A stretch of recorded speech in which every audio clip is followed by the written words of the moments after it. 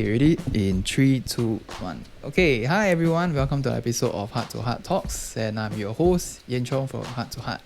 And this is another segment where we get our friendos to kind of share their thoughts, creative ideas, and a lot more stuff, okay? On weddings and creative driven topics. And today we have a guest. Of course, every Heart to Heart podcast have a guest. And we happen to get Merklin. Welcome. Dude, it's Marklin. Marklin. I don't know why you changed my name to Merklin. Okay, apologies. Okay, never mind. Because it's actually, to be fair, your name quite unique. Like, I've never seen this name. It felt like you are from like those board games where there's wizards. Then the wizard's name, right, will be that kind. Marklin, right? Marklin. It's a R, right? You have to pronounce the R, right? Marklin. Yeah. So technically it's Mark plus Lin. Marklin. Yeah. So it's like Franklin but Marklin. Yeah. Did I tell you about it? Like the story of like my name. Have, but maybe you can share a little bit more. Yeah. Okay. So my name is actually my birth name. Okay. I honestly think it's because my older brother is named Chaplin, like Charlie Chaplin, okay, and he's 3 years older than me. So, like in the 90s, Mark was a very popular name, okay. Oh. So, my mom, I think, being the hipster that she is, went to combine the Mark and then the Lin. Cool. I think that was what happened, okay. I don't know the origin of my name, but it is in my IC. Yeah. Well, you can go and try ask like why she had this inspiration. But I think it's quite a cool way to basically name your kids with at the back just have a Lin at the back. Then it's just easier. Everything just add. But might not work for all the names. Yeah, man. I'm just trying to think like Jacqueline works. Jacqueline. I'm just thinking of something that doesn't work. Like I don't know, man. Yeah, I don't think all the names would work. Yeah. But it's just an easier frame of reference if you want to name your kids in a more standardized way. Yeah, so maybe you can share a little bit of like what you do and how you contribute in the industry and maybe a bit of your company. Okay, so I'm currently helping to manage and run Light Up Pixels Pixies. It's a sister company to Light Up Pixels Photography. So Light Up Pixels Photography is the main parent sister company. They have been around for 17 or 18 years now. Then Pixies was set up by Kelvin, who is actually the founder for both Light Up Pixels and Light Up Pixels Pixies about 10 years ago. And I'm apparently the second batch of Pixies here. Yeah, so there was a first batch that came and left, and I'm the second batch, and I've been shooting weddings with the Pixies for about 4-5 years now. 4-5 years collectively. So it is, fun fact, it is actually my first full-time job. Okay. Oh, yeah. This part I didn't know. Okay. Yeah, then very very funny. I'm currently managing this team. I'm currently managing like this whole Pixies, so I'm given almost like 100% like free rein to do stuff and all, which I'm very thankful for, to be honest, because not a lot of people will actually place that trust in someone to go and manage the company. So I have Casey on board with me also. Casey is the other photographer in Pixies itself. Yeah, Casey has been shooting for about a year plus, maybe coming to 2 years now, I think. Yeah. So let's see what else about me that you want to know. I'm a fan of New Zealand for sure. Okay. Oh yes. Yeah. Yes. Oh my gosh, we have to mention this. Okay, guys. Wow, I get very excited whenever we speak about New Zealand. Okay, and I tried to migrate to New Zealand, 2019. Yeah. Oh. So I told Kevin like, dude, okay, I cannot. I have to pursue my New Zealand dream. Okay, let me go and pursue first. Okay, and if I manage to stay there, we set up a Light Up Pixels New Zealand. Oh. Yeah, that was what I told him also, and he was. I believe Calvin was also quite interested in it, in that idea. But I don't know whether it's the Chinese or the Americans. Someone decide to eat a bat and cause all this. Okay, I mean I don't know whether that's the fact or not. Yeah. Okay, let's just take it at face value and all, right? But yeah, I mean COVID struck, then everything just went down. Like Yes, I want to know. Actually, I want to know, like, okay, since now we know how the company started, right? Maybe I want to know, like, how you personally, as a photographer, started your journey. Yeah. Okay, so I actually started photography 7-8 years ago. Okay, doing landscape photography. Okay, yeah, I'm actually a not full time, but landscape will always be a passion. Okay, it will never be a rice bowl in that sense. Okay. So I started off doing landscape photography. I remember back then I was so I was a very bad kid in secondary school. Okay, I was in one of those yeah, thanks. Paikia secondary schools, right? Then so I didn't do well at all in secondary school. So had a chance to continue on to my O levels, but my form teacher, she said, okay, she told my mom, I was like, I think Marklin may better be suited to be hands-on, so I will highly recommend him to go to IT instead. Don't take the O levels. I don't think he will be able to do it. Yeah, I mean, like, yeah, that was a shot to my face lah. But I mean, I accepted it. Okay, because that teacher, Madam Farida, I still remember her name. Okay, she's a very enthusiastic, very compassionate teacher lah. So yeah, my mom heeded her advice. I heeded her advice and went to IT Ang Mo Kio. So it was the old Ang Mo Kio, is the very old one. Okay, it's not the one that is where it is now. It used to be opposite. Oh. Okay, so that is where we call the bird shit school, because that school is full of bird shit, man. Yeah, serious. Super funny. Like the canteen is full of like pigeons and bird shit. Oh. Yeah, it's quite a major turn off now. But that being said, I did extremely well in IT. Okay, so I was doing digital audio video production. Okay, so I'm actually video trained. Oh. Yeah. Interesting. So I'm video trained, and I only had one course of photography. It was, I think, a 3-month course. Okay, and that was what started my interest in photography. So just out of like 2 years, a 3-month course got me started in photography, and the rest was just video. So I was doing like production. I was doing product like shooting outdoors and all, but it was all video, and I realized it wasn't something that I really wanted to continue on. So I went to Google like where actually offers diploma in photography. I found out only Temasek Poly has it, right? And it was being taught by this lecturer, Chi Yong, who is actually a very well-known photographer in Singapore.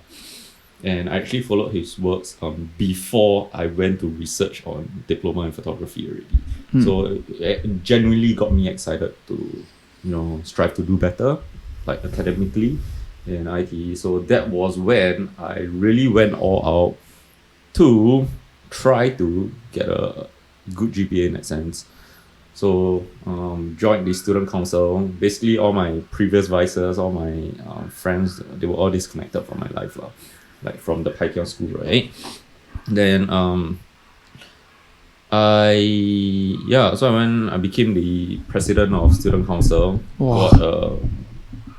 Then just got a scholarship, Lee Kuan Yew scholarship into Temasek Poly, and that was how I ended up in Poly, continuing photography.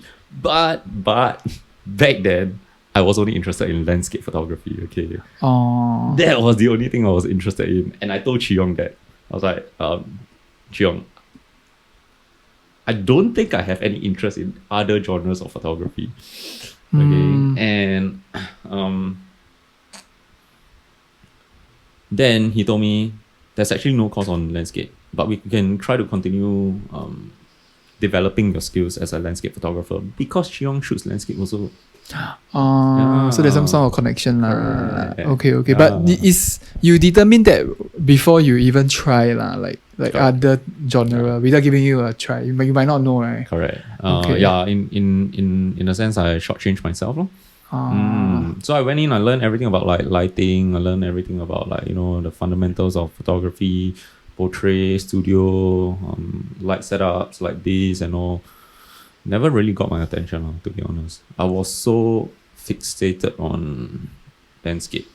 And all the magazines, so back then it was like magazine subscriptions. And I was subscribing to Practical Photography. Okay, it was just this magazine that was being sent to my house every month. Then I was very excited because can see like gear reviews then see the whole spread of like the cameras of like the landscapes, and it's one full spread. So it got me genuinely excited.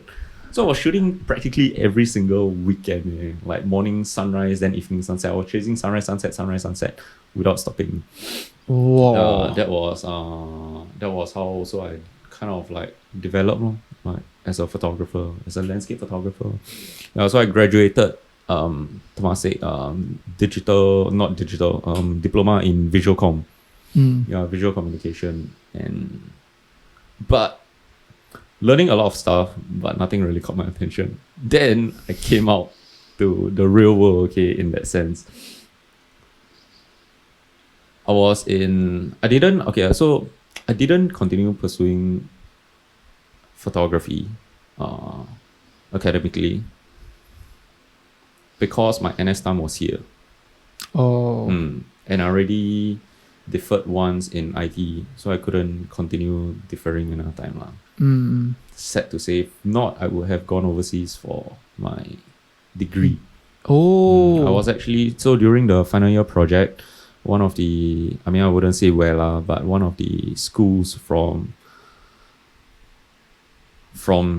up north, it was a English country. They approached me and say, do you want to come to our school? We'll offer you a place we teach landscape photography. Wow. That was when I was like, there's actually a demand for landscape photography. That was what I thought, Didn't happen. Real world struck, Came to, did my NS. During my NS, every Saturday, Sunday, I was also continuing like shooting sunrise, sunset. Then it came to a point where I was like, okay, sian. Sunrise, sunset. Is there something else that I can do? That was where I went to time lapse photography. And that was when I did the very first full-fledged time lapse of Singapore, and that was actually, it went viral and that was during NS days because I had nothing else to do, right? So I don't know if you remember SG50. SG50, that was the 50th independence for Singapore, right? But I actually released that video in 49, the 49th year. Then it went viral, it got picked up by PM Lee himself, and he shared it on his Facebook, and it just went viral, So then a lot of jobs started coming in. Then that was when I also had a false hope that landscape photography can survive in Singapore. It's not that you can't survive on landscape photography, but it's just very difficult. But I would say the offer comes in very different genres, variety of jobs variety of jobs, but also focusing on landscape. Specifically. Specifically on landscapes. But there was this job that I took afterwards. It was with Singapore Tourism Board. So they paid alright, good enough for me to revamp my whole camera system, and to travel New Zealand and come back and realize that shit, I cannot do landscapes anymore because a lot of shots that I have shot during that course of that project, right? I think about 70 to 80% of the shots had Marina Bay Sands in it. So it was very dejecting for me, as a photographer, cool, you get paid, but the project brief was just about shooting here. Then I could see MBS in almost every other shot. So to me, it was just like, that was where I realized, like, Singapore actually, maybe landscape photography is not the thing for me. Wow. Yeah. After so many years. After so many And years. you got hit with this kind of thing. Yeah, I mean, Okay. reality, pump. Then I was like, okay, maybe not in Singapore. But that was when I was in New Zealand. Remember I told you? And I was actually exposed to New Zealand when I was in poly by my parents. So my parents brought me to New Zealand for the first time. And I told myself I will be back. Okay. And I went back after that STB job. I went back on my own, traveled on my own, shot the Milky Way, shot like the night star, the night sky, and that was when I told myself I would try to move to New Zealand one day. Yeah, because I was very, very captivated by the landscapes there. Yeah, and that was what really, pushed me to continue landscape photography. Yeah, so it was a very refreshing perspective, lah. Yeah, but after that I came back. Okay, now I'm back to wedding. Okay, sorry, I know I blabber too much.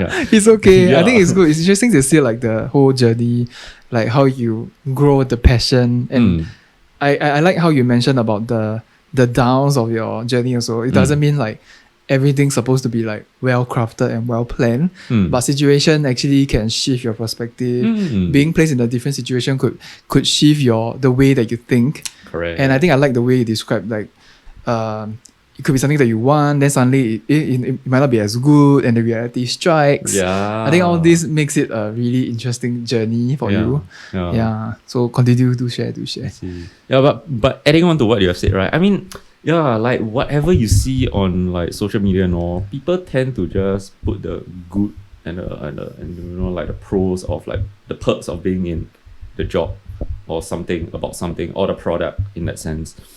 They don't really tell you like, oh, if it doesn't work out, this is what will happen. So I'm just here to share and like my story in that sense. Hopefully to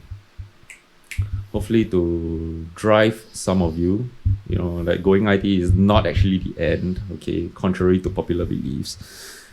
And even if you're a bad kid in secondary school, you can always make it in life somehow. Okay. Yeah. But so I came back. I was like, I don't want to do landscape photography in Singapore. Definitely not in Singapore, right? Okay. So I was like, okay, what is the genre of photography that thrives quite well in Singapore? So I went to do a quick research off my head. I could think of weddings.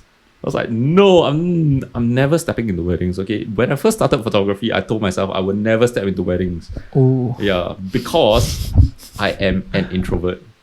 Oh, okay. Yeah. I mean, just coming from that perspective, I really, really feel very uncomfortable around people back then.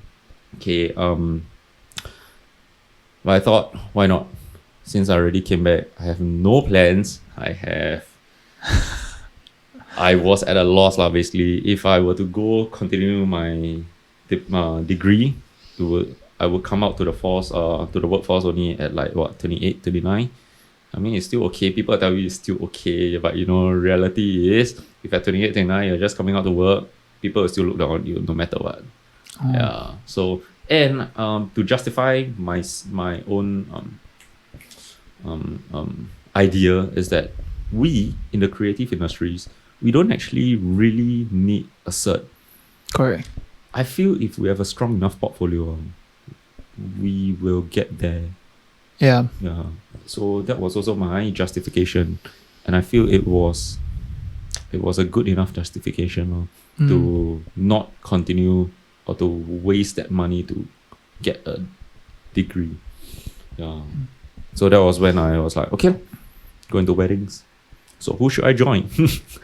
That was the question that came out. I was like, okay, let's go back to Lighter Pixels. And no, I said go back, okay? Because in TP, when I was in Temasek Poly, we needed to have a 1 month or 3 months internship. Correct. And I applied with Kelvin. That's why. Yeah. Okay. Kelvin accepted me. Okay. But 1 week, I mean, Kelvin, dude, okay, I'm just saying this again, like, because we all know this story already, right? And I think you're okay with me sharing, so I'm just gonna share, okay? But yeah, so 1 week before the internship started, Kelvin texted me, he was like, dude, I'm so sorry. Our current intern has decided to extend her internship. And she flew in all the way from Japan. So Oh my god. she was a very, very nice intern. I mean, I saw her myself also. I was like, okay, fine, no choice. Okay, I had to move on. So I didn't score an internship with Kelvin. I didn't manage to work with Kelvin or Elizabeth in the end. So it's okay. Moved on, went to another place. But yeah, so I decided to apply with Kelvin again, like Lighter Pixels in the end. He was like, okay, I still remember the very first meetup. He was like, do you have any samples of wedding photography? I was like, nope. So honestly, I have no idea why he accepted me. Okay, I think back then was because I had I think maybe the connections I had with like the landscape photographers who were also Sony ambassadors. And because Calvin was also a Sony ambassador, so they knew each other. And the guy Darren So is a architecture landscape photographer in Singapore. He kind of vouched for me to Kelvin. He said, "Oh, Marklin is a very hardworking guy." I remember Kelvin telling me that. So I think that may be why Kelvin accepted me. Okay, because I mean I don't know. I went in without any portfolio of weddings or even humans, because I don't shoot humans. Yeah. So yeah, then I got accepted, and guess what? My first day of job, I entered in the wedding industry. My first day, my first job was a funeral. Oh. Yeah, okay. yeah, Wow. it was a funeral for one of the ministers lah, but I wouldn't say who also, but yeah lor, it was quite interesting. So I went into this whole industry shooting my first job, but a funeral. Wow. Yeah. You went dark Yeah. instantaneously. And I joined during. I wouldn't say when I joined lah, but yeah, it was a very memorable Maybe you can share something that you're most excited for this year. for this year. Up and coming or something. Up and coming, most excited for this year. Is there anything you can look forward to? Honestly, I really want to see how many venues can actually encompass 250 guests now. I really want to see how venues plan their seating arrangement to encompass like the easing up of COVID restrictions. And I want to see how many of them are actually susceptible to having the COVID swab right before the wedding. Yeah, I think the whole wedding Agree. Landscape has changed so much that moving forward, it's just something, I don't know, it's just something this year that I'm very excited about. Like, before every 2 weeks, you just go and get yourself swabbed. You just wait for the result. And then I was like, wow, that waiting of result, because I actually went to swab once. Then the waiting of result is actually quite nerve-wracking in that sense. Then what you want to do it every 2 I don't weeks? know, like every 2 weeks, then you do it, just like wait the next day. I was like, okay, maybe a bit 变态, but I just think it's something to look forward to. Wow, but if it's positive, I don't even know how you're gonna handle the couples that you can handle for the next 2 weeks. Yeah. So yeah, which brings out a very real problem in that sense, a potential problem, right? Like for you, for me, and for everyone else in the industry, even makeup artists, florists, and all the rest of the vendors. If we ever kena positive, right? How are we going to tell our couples? Yeah, I mean, we have to be upfront to our couples, with our couples, right? Yep. But I think there's also a very real chance that this might happen to you as a couple and to your vendors, like your photographer, your videographer, and stuff like that, right? So I think moving forward, try to maybe, if you are looking to sign up with any vendors, try to see if they may actually have a backup plan. But I have to be upfront with you. I can't really think of any backup plan, but we have a team, so that is still okay.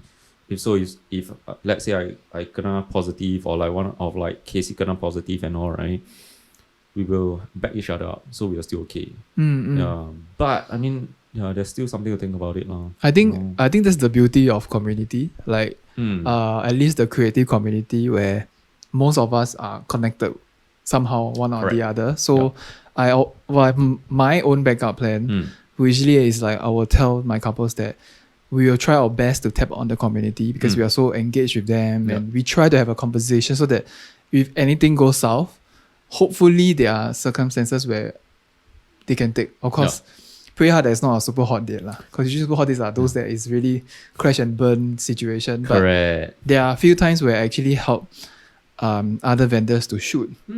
Because maybe, I mean, it's not just COVID. It could be just because the vendor got double booked. Yeah. Then there's too many schedule and stuff. Then you might miss out. Correct. Then if they are open or if the vendors are very comfortable working with your style, then I think it's okay lah. Provided the couples know that there's a replacement and why there's a replacement. I think they should be able. They must be able to answer to them, like to all parties that's involved, and to have that community backing you up. Is a very it's kind of some sort of like a comfort to know that at the end of the day there are still people that are around you that could help you to shoot in case things happen. So true. Yeah, especially during COVID times.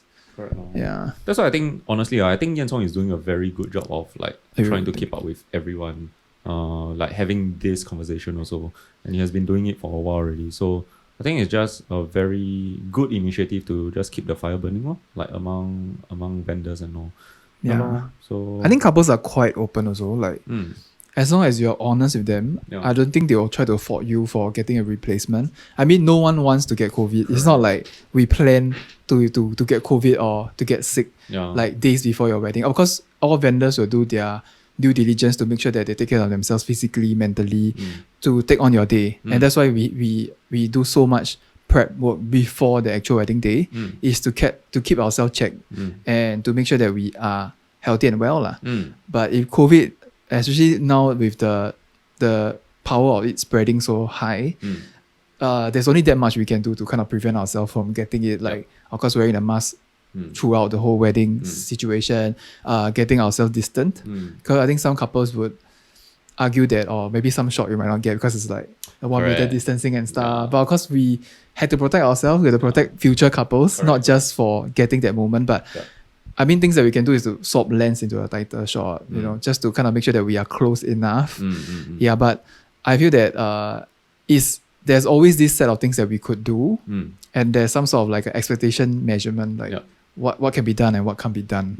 Yeah, so I think this part is quite daunting. That's why when I hear like swab tests for like 250 guests, including vendors, I think it's like, I feel like we should charge the couples for no surgery, because I think if every 2 weeks we have to swab this thing, right, it's damn painful not both the mouth and the nose, right? Yeah, I mean, but in all fairness, if you want to say about us moving forward that is so painful, right? Honestly, think about like the workers and all. They're doing it every fortnight also, right? Maybe you can share like the most meaningful and emotional wedding they have shot. Wow. Yeah, I think with so many years of experience, right?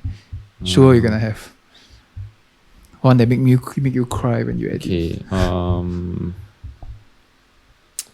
Okay, off my head, I can actually think of a few. Okay. But then again, it wouldn't be really fair, okay, because every couple has their own stories and have their own family backgrounds and intimate moments basically, right? So I'm a very emotion driven person during weddings, okay? So I strive to capture during pre-wedding, I strive to capture laughter and hopefully tears towards the end of the pre-wedding. So there's a process that I bring the couples through, and hopefully 90% of the brides will kind of tear towards the end of the pre-wedding. But during wedding day, I strive to capture more crying than laughter, because there's a lot of things that you can actually do to stimulate these emotions on a wedding day. Okay, so I remember, like off my head, I could think of a few very memorable ones, but there was this one that particularly stood out to me. Okay. So I still remember their names, but I wouldn't name them, okay. But she, the bride, recently lost her dad. Very recent only. Okay. it was, if I'm not wrong, a few weeks before her wedding. Oh. Yeah, it was that close to that wedding. And on the day of wedding day, yeah, I mean, it was a happy occasion, but there was just an air of, there was just like stillness in the air, of course, like stillness in the air. You could tell that, something was off. And me being the goofy me who will always enter in the morning and be, try to crank everyone up, realized I actually should have done that. But in my defense, I didn't know about this. Okay. Oh, the bride didn't tell you about it? Okay. So I went in, tried to, make everyone happy and all. Yeah, then I kind of asked her, so afterwards during the veiling, your parents will be, where will we be doing the veiling and all lah? It's like, actually, can I share something with you? That was when she told me, my dad actually just passed a few weeks ago lah. Yeah, okay. So it will only be my mom. Then she was doing her makeup and she started crying. That was when I was like, oh shit. Yeah. Okay, that was when, so us being vendors, we have to be a bit more sensitive to the situation around us also lah. Yeah, we try to, obviously when it's a happy occasion, try to make it happy lah, right? But when someone actually tells you like this kind of things, don't go around goofing and trying to be playful and all. I just think it tells a lot about you lah, being unprofessional and all. So yeah lor, so the whole day was rather solemn. Okay, so after that when her mom was veiling for her, yeah, I kind of told the makeup artist to like, okay, 你有没有赶去下半场? Do you still have another makeup to attend to or not? If don't have, I think she may cry a lot. Can linger a little bit longer. Yeah, linger around a while more. And that was exactly what happened. Makeup artist stayed for a while more. And they cried a lot, like really. And it was just those like really heartfelt pouring out, like both the mom and the daughter and the bride. Yeah, I was at that moment I realized like life is just so fragile. Like the father was so looking forward, and she was sharing with me. Father was so looking forward to finally seeing his only daughter getting married. But health reasons. But once you know the whole thing, like what's going on, was there a shift in like how you shoot, or is there a shift of like the mentality that you always handle a wedding day? Okay, definitely there was a shift in approach. Okay, I think that's the basic courtesy and basic respect we have to give to the family, right? So I don't go around, like I don't jump around, like laugh loudly and stuff like that. I try not to get too much laughing. I try not to make them laugh too much. Although I will still joke with her, hopefully, just to get things off her mind for that second or so. Yeah, but most of the time from that morning onwards, it was just me lurking in the background. Yeah, looking around them, shooting around them, like go wham bam, thank you ma'am, then ciao, then go another angle, then shoot, then ciao. And honestly, and this is not a sponsored post, okay. I'm shooting with the A9. So the A9 has full silent shutter. Oh yeah. That was not intrusive at all. So I went in, I was like pop, okay, go.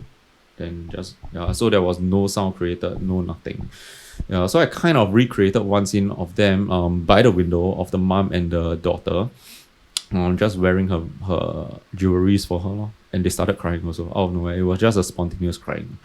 Yeah, so I kind of feel like maybe they both were hoping that the dad was also there to don on all this jewelry for her. For sure. So that was that. I mean, and another. I mean, okay, let's twist it a bit. There was also another wedding that I could remember. Just one, very fast one, where I veiled the bride instead of the parents. Yeah. What? Yeah, that was when the bride asked me. And I'll be meeting them soon, okay? I'll be meeting them soon. I remember because one of their friends just signed me for their wedding day. Michelle and Ryan, okay, you know who you are, right? I remember them because I veiled Michelle on that morning, okay? Because they were saying about something about like the 八字 put her with the parents and all, so they cannot veil and stuff like that. And if I wasn't wrong, they asked which year I was born in and stuff like that, and say you can actually veil me. You want to veil? I was like, okay, sure. So I veiled her, and that was my only time veiling a bride. Then how are you gonna shoot that shot? I never shoot. So someone else shot. With a tripod. Video. It was very funny. I still have that video. Walao. Yeah, super funny. Yeah. Oh, that was something that's gonna be super memorable. Yeah, it's not everyone. It's not every vendor that can say that you actually veil a bride. Yep. Right. I mean, I can say more of like a demo. A demo. Like how you're gonna just show the parents adjust and stuff. Yeah. But it's not the real veiling. Yeah, the right? real veiling. Okay, that's quite cool. Yeah. Wait, but before we move on, I just want to ask you, what was your most memorable wedding? That you Usually I ask people don't ask me. But I generally am interested. I would say the most memorable is the one that I'm editing right now. Because they have a very good backstory lah. And I love stories. And because the most memorable is more of like the whole thing. I wouldn't say like a specific moment. Okay. Because they know each other from just an SMS. Like, because last time when it wasn't to the point, it's still MSN and stuff. So they gotta know MSN and SMS quite different. MSN, I would say MSN period. MSN means you log into the messenger, you ting, trying to get your crush's attention on it. Yeah, that kind of era. What? So, my era, yeah. Plus, of course, I think they knew each other. I would say it's a normal way of friends introducing friends. But what hooked me was because the guy had to go to he's more of offshore, marine offshore. So he had to go on the ship and go overseas for super long. Yeah. And they stay connected through different apps of communicating, and that's how they know each other also. After that, they are still communicating. You mean back then, is it? Yeah, back then. Then they keep their relationship together through that long distance. Then the long distance is sometimes you may not get any connection because it's off. It's out in the season. Yeah. Okay. So when they are officially getting married, I think 3 months ago, I think in January. They said their vows and they repeated that story. Both of them cried. Oh, no. I cried. I would say I cried a tear a little bit because I shot their pre-wedding also and they mentioned that. So we stitched that whole story and the pre-wedding and the actual day together. Yeah, and the finale together in the same day I did. So it was the most work that I've done for same day I did. Okay. Same day I did, if I don't get to shoot the pre-wedding, I usually just in a more systematic way, a structural way, so that it's easier to edit. Yep. But for theirs, right, because we did the pre-wedding maybe 8 months ago. Okay. And that was right before COVID lockdown. Okay. So we did that and we knew their story. Then we had a vision for them and that whole thing, and because I think thank God for COVID, and I think they postponed their wedding once. Okay. So I managed to find a song that was so resonate to their storyline. I managed to stitch that in together. And that makes it super memorable. And when I saw the same day I did that was done complete, right? I was like, you're giving me goosebumps, dude. Then Tengi cried. Tengi cried after I completed the minute I was done. I was like, honey, can watch this. Because we did the same I did, then it was 1 hour before airtime, before they march in. So thank God, because we had a pre-wedding and it was easier to stitch. So when the storyline was done and she watched it and she cried, I knew it was completed. I'm not gonna touch it already. So I just completed and I sent and then we watch it on the big screen. I think they also teared because it's exactly what they wanted. Okay. Sometimes you feel that synergy, the storyline and everything combines, but not all couples have that magic moment. And that was where I told them that, this one was the best work that we ever had. Oh, wow. Not because we didn't put any effort for the other couples, but it's because the couple can connect with us in many levels. Wow. After the pre-wedding, we chill, we hang out. We really chatted like friends. So now we are still connected as friends. Wow. Not really couple nice. Anymore. Yeah, definitely. It was the relationship that blossomed and we knew their story. And their story was really special. That make it it gel in so well. Wow. So that's why it's to me it's the most memorable. And now I'm editing their full day edit. It's I feel the whole thing coming back again. And I was very excited to edit theirs. Oh no. Wow. Super excited. But now closing towards the end, I just felt oh man, everything's gonna end already. Yeah. So but you see, that's the good thing about like being in this industry. You don't, when the edits end, the relationship doesn't end with you and them, right? Yeah. Yeah, lor. So I guess you can look forward to documenting their next milestone also. Yeah, for right? sure. Like Excited. the kids and all. Yeah. Wow. We documented that pre-wedding all the way to the actual day. Yeah. It just felt natural. Like if you're gonna say like what's the reason why I do wedding, right? Their wedding will be the best representation. Epitome of why I do weddings. Yeah, it's like they are the ones that why I started. And give me even a strong calling and say I supposed to do that. Like not for weddings. Like for you it's like landscape photography. It's like your thing. You claim it. For that wedding, I did theirs and I was like, I will wholeheartedly claim wedding as what I always wanted to do, but I didn't know until I started wedding. Then I was like, thank God I tried doing weddings. If not, I would never knew how it feels like. Yeah. Wow, same.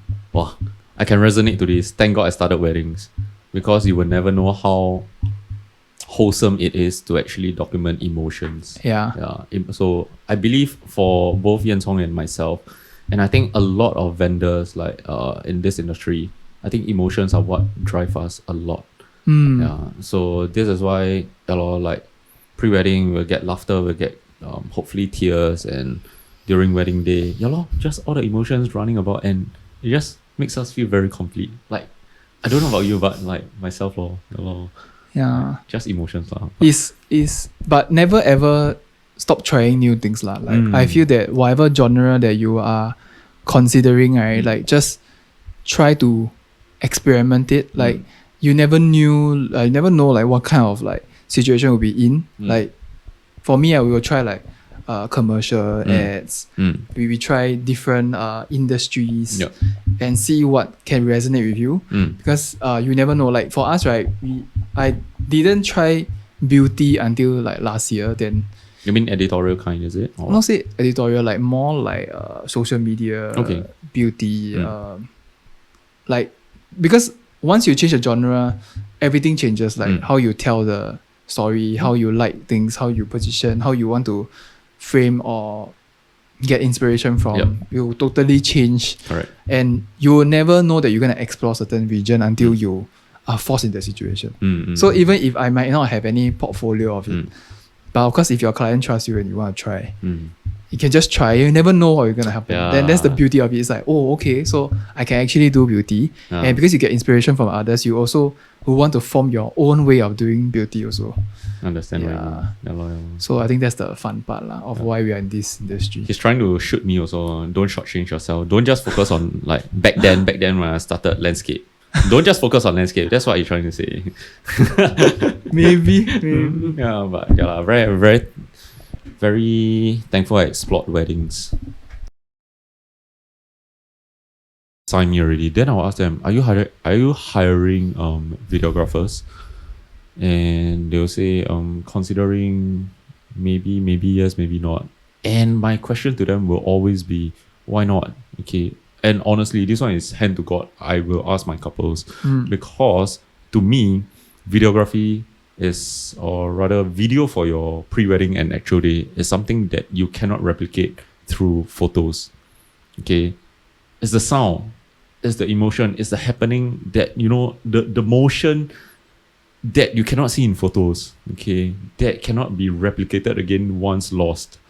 So to me, for my wedding in future, I would definitely get a videographer.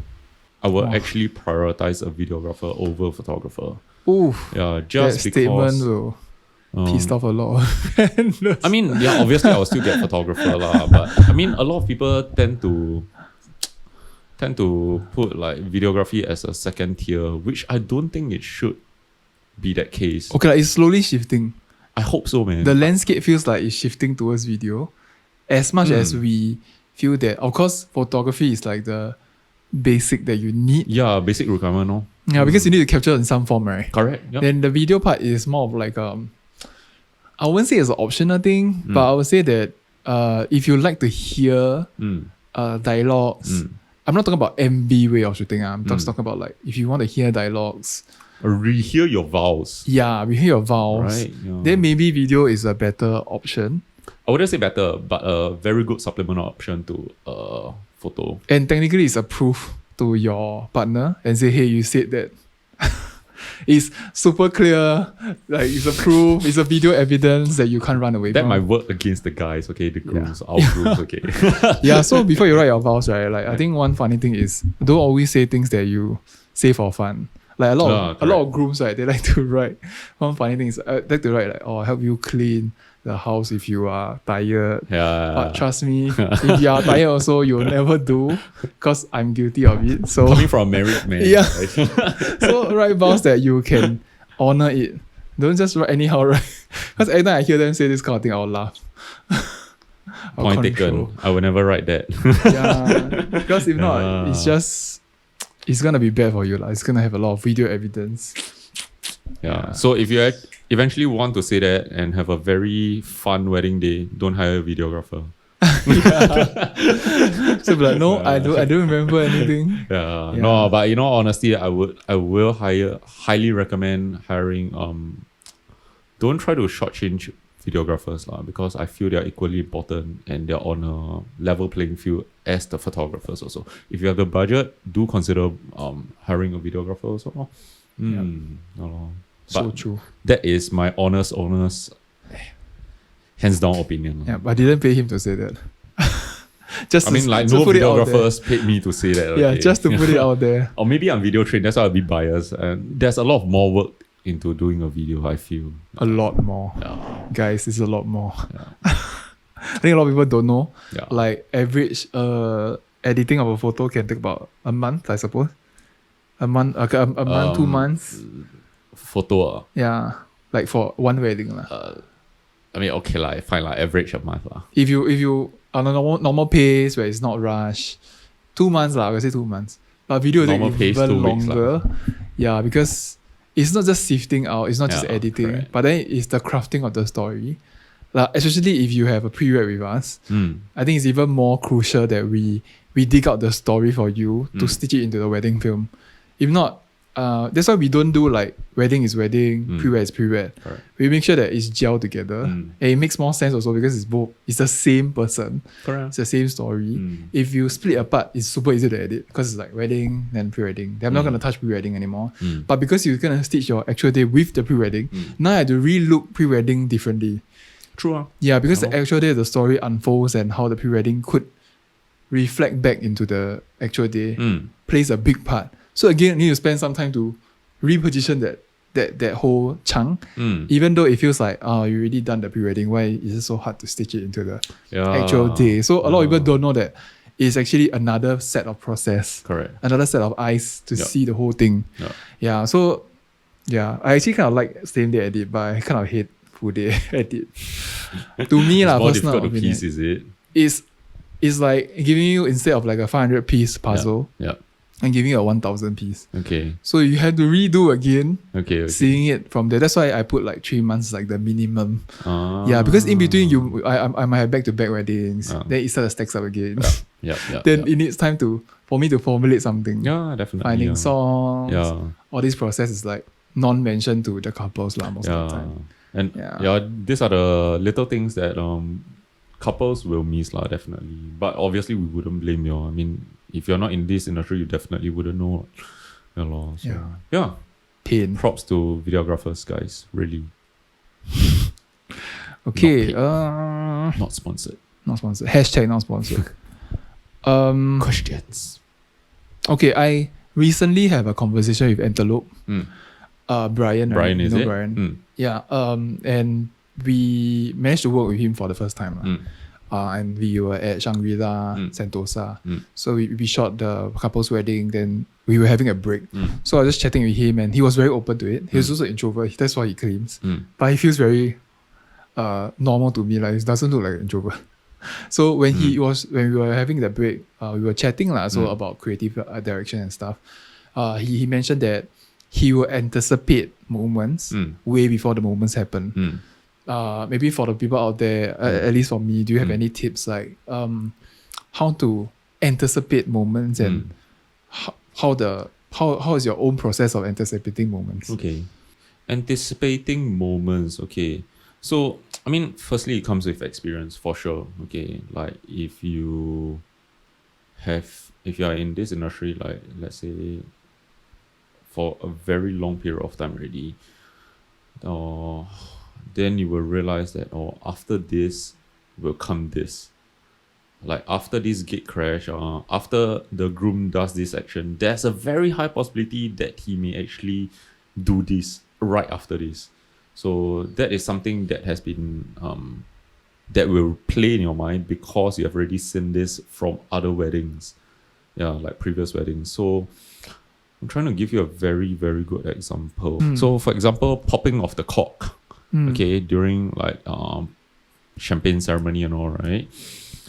So the initial pop, there will always like most of the couples will struggle, or like most of the grooms will maybe struggle a bit. Yeah, and that's where you can get the emotion of like him like struggling, you know. So I think that's quite a nice moment also, quite a funny moment if you look back in photos, okay. Maybe if you slow down in video, you look quite funny also. Yeah. Then in the moment in that, if you manage to capture that moment, then you'll know like, oh, I actually anticipated that because I know like from like all my past weddings, like, you know, popping the cork has always resulted in an emotion. Yeah. Then after the popping, like right after the pop the cork pops, right? You know, like pop, then the bride may go like something like that. Shock. Correct. A shock, or like just being elated and all lah. So all these are the kind of moments that, you know, you can anticipate and you should already be there. You know, so all these are actually built up with experience, I would say. Yeah. So for example, anticipation, another thing that I can think of is when you first step into the bride's house in the morning, okay, see the dynamics or feel the dynamics of the family first, okay. Go and suss out with the bride on like how close she is with her parents. Yeah, normally if they are really very close, she will go on and on and on and on about like, you know, like my father do this, my father has a tendency to do that, my mom is always like this, so don't mind her if she does that, stuff like that. And that's where you realize that they are actually close or not very close. And that's where you can anticipate the right questions to ask during veiling. Okay, so veiling, if they are really close, normally I will ask them like, I'll ask the parents, is there something that, say, your daughter has done when she was young, you know, that will always remind you of her even after she moves out of this house? Then normally that will result, if the family is very close, that will result in like, you know, yeah, correct. So those are the genuine raw emotions that we try to facilitate lah. But at the same time, we don't do all this for nothing, you see. All these are being done for a reason, to make you remember that, you know, your daughter 今天要嫁出去了, you know, is getting married today. And this is the thing that you will always remember her by and her from. You know? So this kind of anticipation, I would say. So yeah, obviously you cannot anticipate every single moment. Like if let's say you go to a yam sing, like you go to a table of like 8 guests and everyone yam sing together, you cannot anticipate whose face will be better, but you try to see who is the loudest over there, and the loudest person will always result in a more expressive emotion. So you try to shoot like at them. Interesting way. Like I like how you specifically choose veiling as the moment, which is the one that I most anticipate about on every wedding. Because to me, that is where I call it the quiet moment. Correct. Yeah, where out of all the busyness in the wedding, that is the only time that is peaceful. Correct. And that is on purpose on creation, so that the parents at least got a chance to really sit down and really like focus on that one task. Yeah. Without having so many things running in their head. Correct. And that's why we always request to close the door. Yeah, correct. Remove all the distractions. Yeah. And there was one photographer that told me, I forget who already, but I always had to have conversation with photographers during the weddings. Yeah. And I think he or she mentioned that every additional person in the room, other than the main characters, will be a distraction. Correct. So like sometimes I don't even want like the sisters to be in. Yeah. or the real sister, if it's a biological sister, I won't even add them in because sometimes this moment is just between the daughter and the parents. Correct. So having the sister might create it might be a good thing if they are super close, if they are like super tight knitted family, then there's the best combination you can get. Correct. But maybe some are just there might to find IG story or something. And that will create a additional sting to it. Yeah. I fully wholeheartly agree with this statement. So I think when you mentioned that, I was like, oh, resonates a lot. I think almost every one of us in this industry in this day will try to achieve that long. Like just having the parents and the daughter in the room, but not anyone maybe else. Twist it a little bit. Like, what if the parents give you nothing? Or if parents like give us super nothing, stone. then is there a question? Yeah. Okay. If the parents give nothing, then you have to realize that the parents are like that. Okay, you shouldn't force it on them just to get your shot. It's for the lack of a better word, you have lack of manners, I feel. Okay. I mean, if there's really nothing, then just let it go. Just flow, Okay, you cannot try to get something out of nothing. It won't reflect very well on you as a vendor, as a professional. Then later the bride will be like, my mom is like that one. Why are you trying to force something out of her? Right? Then so don't I mean, as a vendor, I will always try to respect and go according to the flow more than wanting the shots that I want. Like if I really see a shot that is really, really, really, really nice, okay, and we have time and everything else falls into place and the couple doesn't mind and stuff like that, then just go and get the shot. But if really we are rushing for time already, then you still want that shot, it's just for your own selfish reason only. Which, I mean, if you discuss with the couple, then the couple say, can I just take 5 minutes to do that? Then fine. Everyone is agreeable, then okay. Right? So just go with the flow. If the parents don't want it, so be it.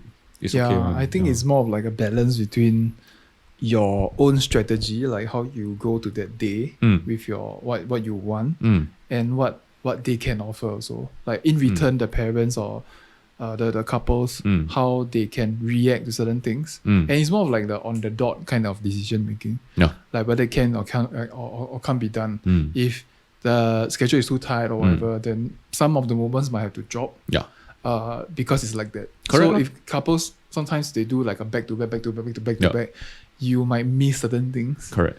Which is very normal. I kind normal. of like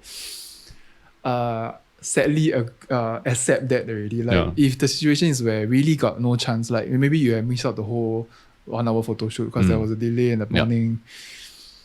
Then it is how it is lah. So it's really very hard for us to create certain magical moments when there is no even time to create certain magical moments. Yeah. That is so true. But to write on that, right, I think couples also have to understand that delays are almost inevitable during a wedding day. So as much as we would like to go with your program flow, sometimes it just doesn't happen, like what Yan Song has said. So if we miss that window for an entourage shoot, then honestly there's really nothing we can do about that, right? So just it's a wedding, it's a happy occasion, it's your happy occasion, just go along with it. Trust that us as professionals, we will always try to work something out eventually for you. Like maybe if we miss out the 1 hour window for family or for entourage shoot, we can make it up at a wedding or at the banquet venue. At the banquet. Yeah, correct. So it doesn't have to be like a templated, a way of like shooting. I mean, things can adjust and stuff. And that's why I feel that the pre-wedding combination that we have for our couple is so valuable. Like if at the end of the day it's still not as perfect on the actual day, that at least we have the pre-wedding being captured so at least there was something to kind of stitch with the story and not just like activity after activity after activity, because we are not there to kind of shoot coverage. I think there's a misconception is like, you have like 10 hours coverage, then you're supposed to cover every single thing that consists of the wedding day. But then when you're stitching your story, it's not like that. Then again, if you want to have like a structural way of like storytelling, then just do it in the chronological order. That's super easy for us. Like you just blah, blah, blah, blah, everything, then it's done. Yeah, lor. But it's not fair for the couple to receive the way that is like that. There's like chronological. No one likes that. Lah. At least for me, I hate that. Lah. Yeah, I mean, there may be some couples who like that lah. I mean, yeah, to each its own, no, it's okay one. But those who find, if you find your vendor, find a style that you like. Yeah. Yes. So if you like the style, then maybe try to have a chat with your vendor, see whether you like his or her personality, and if everything else falls into place, then you're set.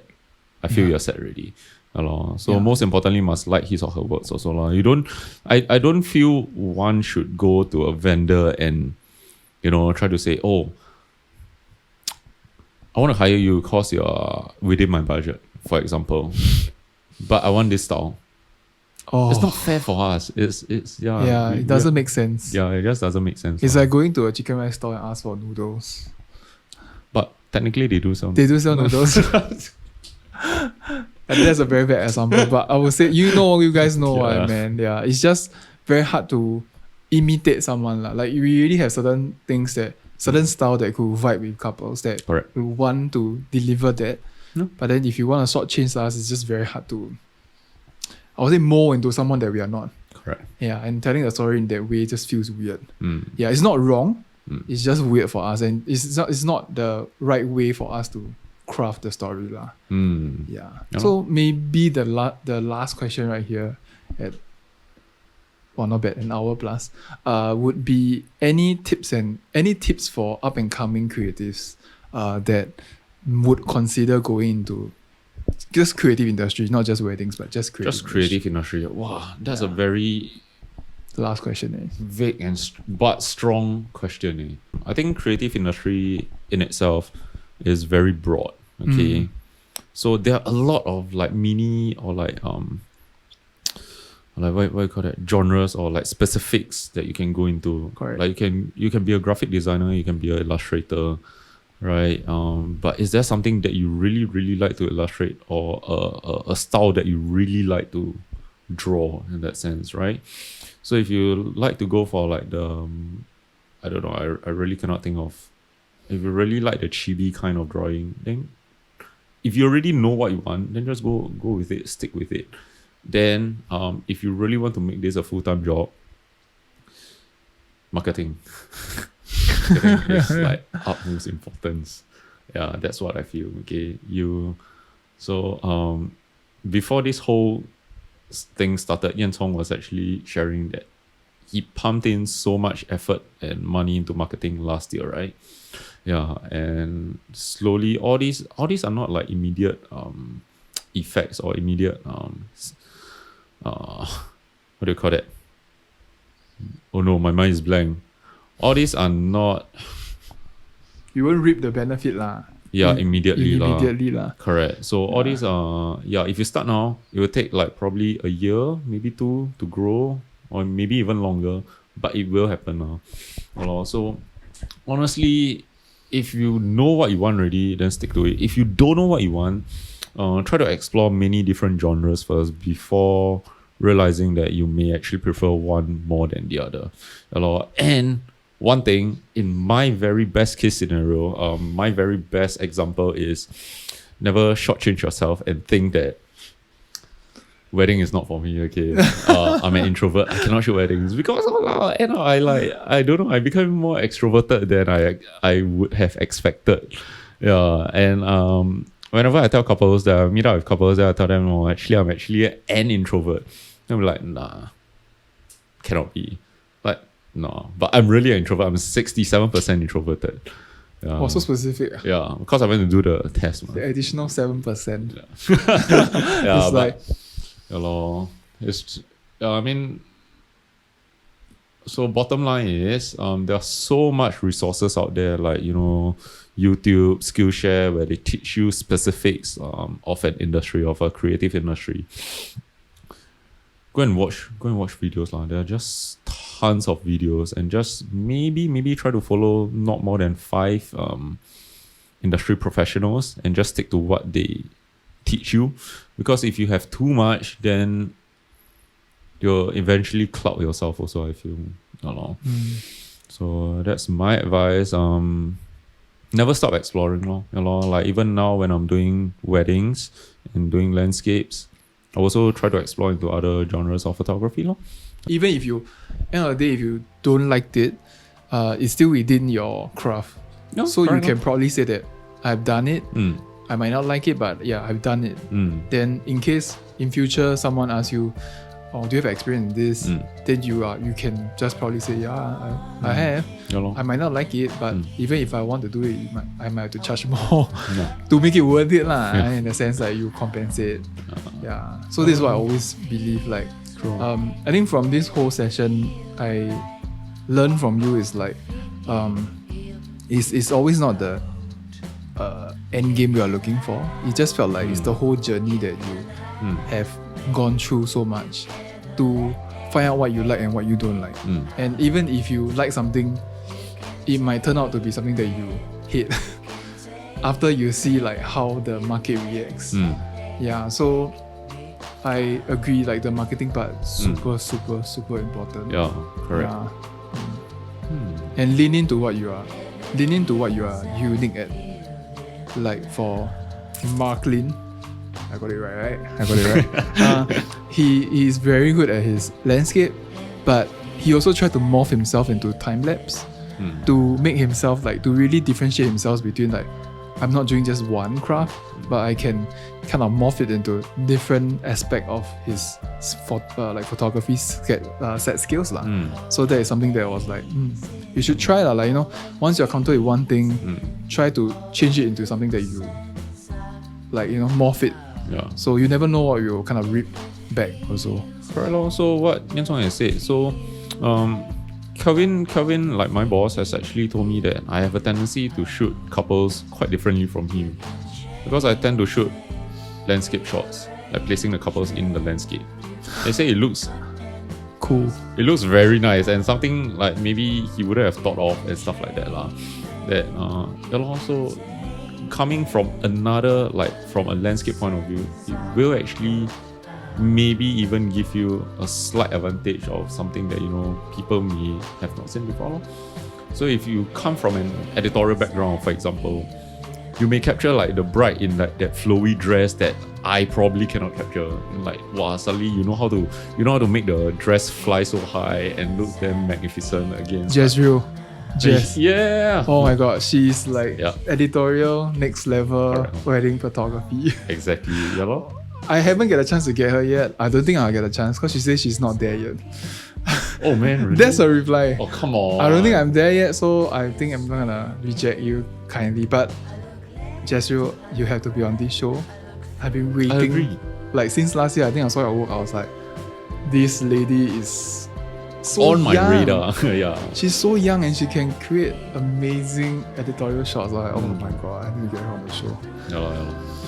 Okay, yeah, sidetrack. Just fanboying all these things. Aww. Yeah, I'm super fan of hers. You should come on the show. Yeah, it's really nice. It'll be quite fun. Yeah, I want to see like, I want to like kind of like pick your brains of like how you envision. I think same for Marklin, like how you use landscape to just tell the wedding story.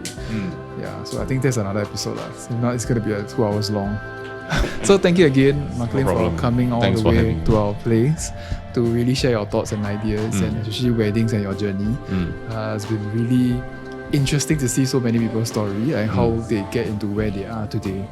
So if you guys have any like particular friend or that you want us to connect with, just like understand their work, just feel free to let us know in the comments. If I'm posting it on IG or on YouTube, just let us know. We will love to get them if they are open for it, of course. Yeah, and this marks the end of the episode. Bye. Cut. Yes.